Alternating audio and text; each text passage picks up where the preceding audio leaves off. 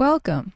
In this video, we are going to look at problem 7. It is from section 1.1 of College Algebra 2E by OpenStax.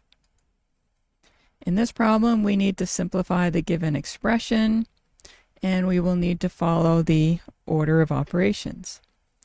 We have minus 2 times 16 divided by the quantity 8 minus 4 squared, and then we have everything in the bracket squared. Okay, so let's just start.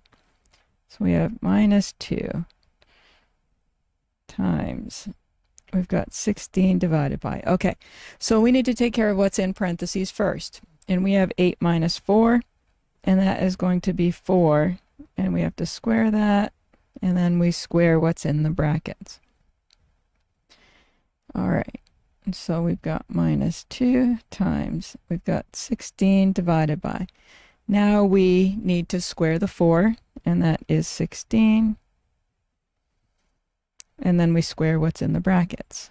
We have minus 2 times, okay, 16 divided by 16 is 1.